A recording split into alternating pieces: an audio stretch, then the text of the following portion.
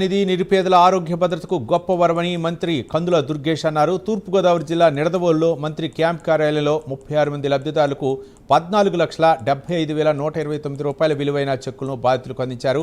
Corporate వైద్యాన్ని పేదలకు చేరువ చేయడమే సీఎం లక్ష్యమని తెలిపారు. ఇప్పటి వరకు నిడదవోలు నియోజకవర్గంలో 873 మందికి 6 కోట్లకు పైగా లబ్ధి చేకూరేలా చూశామని చెప్పారు.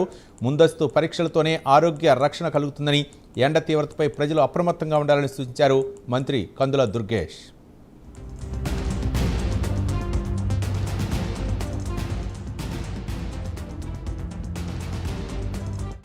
ముఖ్యమంత్రి గారి సహాయ నిధి నుంచి 38 చెక్కులకు గాను 14,75,129 రూపాయలు చెక్కుల ద్వారా ఇవ్వడం జరిగింది.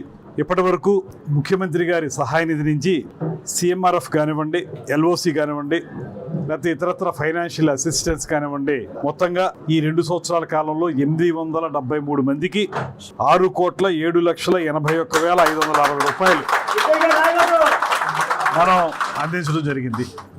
ఈ సందర్భంగా ముఖ్యమంత్రి గారికి ప్రత్యేకమైనటువంటి ధన్యవాదాలు తెలియజేస్తూ, ఎవరైతే పేద వర్గాల వారు ఆరోగ్య విషయంలో ఇబ్బంది పడతా ఉన్నారో వారి యొక్క వైద్య ఖర్చుల గురించి కానీ, వైద్యం చేయించుకోవడానికి కానీ ముఖ్యమంత్రి గారు బ్యాక్ టు బ్యాక్ 15 రోజులకు ఒకసారి చెక్కులు ఇచ్చేటువంటి కార్యక్రమాన్ని మనం చేపట్టడం అనేది ఇక్కడ ఉన్నటువంటి పేద ప్రజానీకానికి ఎంతగానో సహాయపడేటువంటి అంశం.